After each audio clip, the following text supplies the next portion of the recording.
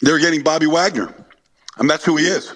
That was my comp for him all along. I do Big 12 games on Saturday, and I have over the last 7 or 8 years.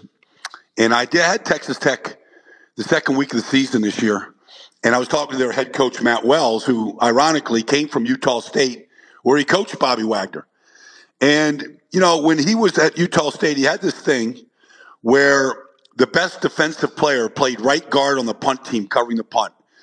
And Bobby Wagner did that at Utah State for 3 years there. And then when he came to Texas Tech, he had Jordyn Brooks play right guard.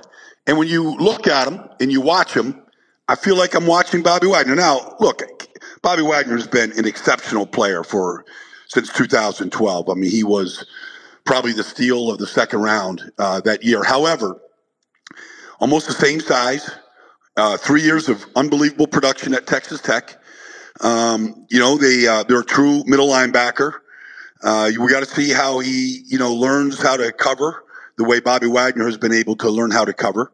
That would be the one thing that you'd question. But I felt like they were getting Bobby Wagner, and KJ Wright and Bobby Wagner have been the quarterbacks of the defense for 8 years. And, I don't know if KJ Wright can keep doing it for a long time, or Bobby Wagner can keep doing it for a long time. But to me, they just restocked the shelves, and they like to play a lot of three linebackers. They did when, they had when they had three linebackers a year ago. So they may have a way to get them all three on the field, even in nickel this year.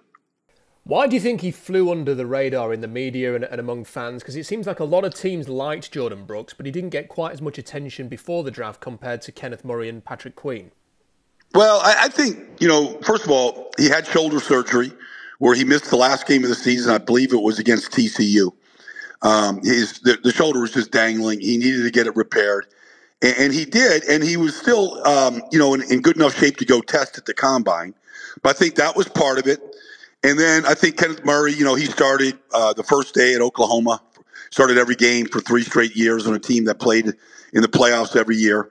And then Patrick Queen, he was on the field last year when Devin White, who was the 5th pick in the draft last year, would come off the field. And then when Devin White got drafted last year, he took over. So I think, maybe it was the speed, maybe it was the programs, maybe it was the fact that neither one of, Murray or Queen had surgery.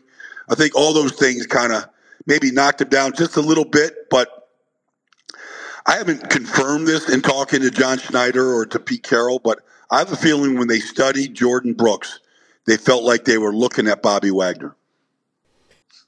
The Seahawks are investing a lot in their linebackers now. Wagner and Wright are going to cost $25 million on the cap. You've got Brooks in there as well. So how do the Seahawks get the most out of those 3 players next season, do you think?